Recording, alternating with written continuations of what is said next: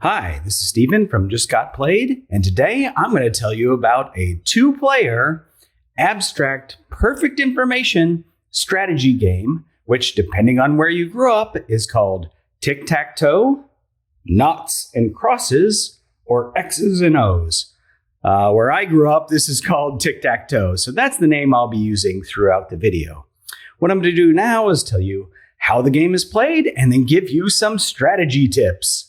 All right, so in the game, one of the players will be using X's, another player will be using O's. And there is no general convention, universal convention on which player goes first, but today I'll be using X's as the player who goes first. The goal of the game is to get 3 of your symbol in a row. So a row can be across in a row, it can be in a column, or it can be diagonal. And you take turns placing symbols. So for instance, if X were to go first by taking the center square, O can then go anywhere else on the board. O, say there, and then maybe X goes here, and O goes there, and X goes here, and O goes here and wins. Right? So that's 3 in a row. So that's a victory for O.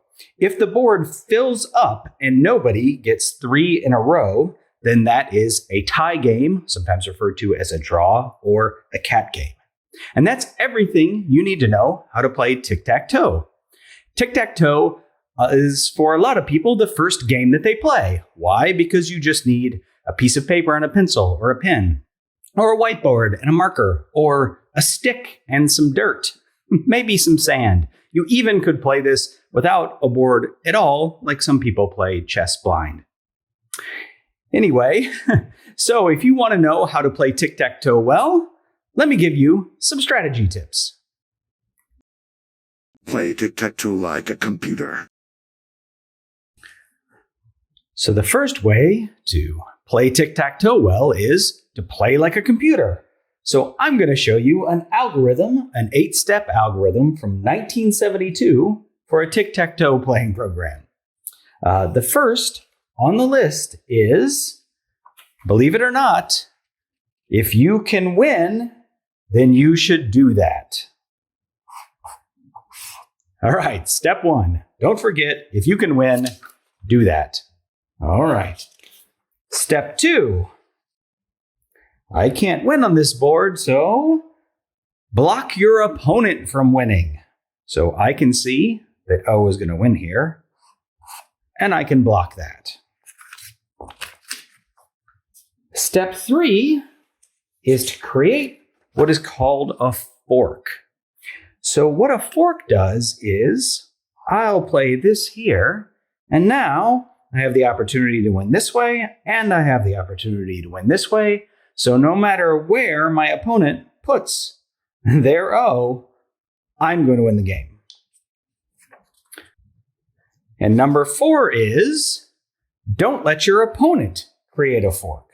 So in this case, my opponent has the opportunity on their turn to create some forks. If I were to actually put a circle here and they put an X there, that would be a fork in 2 different directions. If I put a circle here, now not only am I blocking potential forks, but I'm also creating a potential win condition for myself.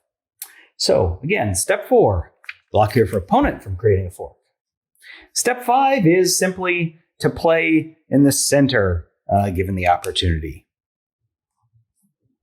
Now, there is an interesting note that I will talk about later, which is, if it's the very first move of the game, you may not want to move into the center. You may want to play in the corner because there are more opportunities for your opponent to make a mistake. But a program that is made to play tic-tac-toe assumes that its opponent is a good player and won't make those kind of mistakes.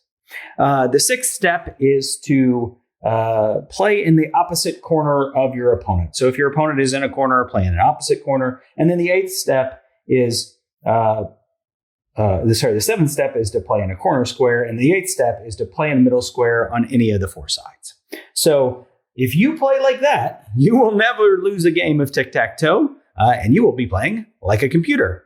If you don't want to play that way, let's talk about some other ways you can think about playing tic-tac-toe well. Take the center. Although tic-tac-toe is played on a 9-space grid, there are really only 3 opening positions to consider, because you can move to the center, you can move to a corner, or you can move to a side.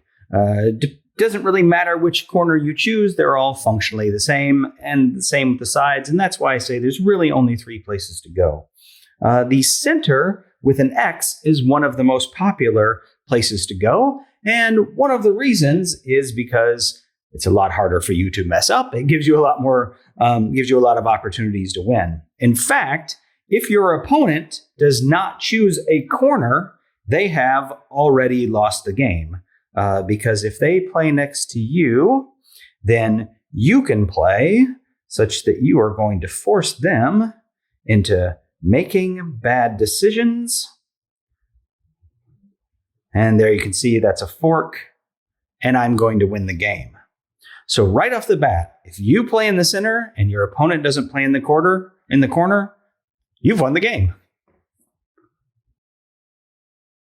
Opponent takes the corner. So what about the situation where I've played in the center and my opponent has played in the corner? Now I can play next to them here, or I can play here or here. Pretty much anywhere I play, except for here, is going to be a force. So if I put an X there, they have to put an O there, and I have to put an X here. This is going to quickly devolve into a tie game. So an interesting play is to actually play in the one place that does not force their move. And the reason for that is it is very easy now for them to make a mistake. If they are to put an O here, I will put an X here, and I will have a fork. If they put an O here, I will put an X here, and I will have a fork. If they come over to do either one of these sides, I also can play such that I have a fork. In fact, the only thing that O can do at this point to stop me from winning the game is to play in one of these available corner spaces. And as you can see, that is once again going to quickly devolve into some form of a tie game. Take a corner. So I mentioned before that a possible interesting alternative is to actually go in the corner. Why is this an interesting alternative? Because again, it gives your opponent some opportunities to blunder. The reason is your opponent will most likely take the center at this point, which is fine. And then what can you do from here? If you play here, it's just going to cause a force, and then the game will probably end. Same thing if you go down here. If you play in either of these squares, it won't cause a force, but probably more interesting play is this one, which also does not cause a force. Why is this interesting? Because your opponent might be tempted to claim one of the corners. And of course, if they claim a corner, you have gotten a fork. Take a side. So I didn't discuss the last position. What if you start by taking one of the side spaces? And the reason I haven't discussed this yet is because don't do that. Basically, if you do this, your opponent will probably go in the middle, but it doesn't really matter. They might go in one of the other areas. Unless your opponent is going to make a massive blunder, this is just going to end in a tie game. Happy April Fool's Day. Well, if you made it this far in my video, then all I have to say is thank you very much for watching my Tic-Tac-Toe How to Play and Strategy Guide that was released on April 1st, 2022. If you have questions about Tic-Tac-Toe, how to play, or strategy tips, leave those in the comments below and I will answer them for you. But anyway, thanks for watching. We hope you enjoyed the video, and if you did, please leave a comment or hit the like button. It really does help us out. If you have suggestions for future videos, let us know in the comments as well, and then subscribe to see what we come up with next.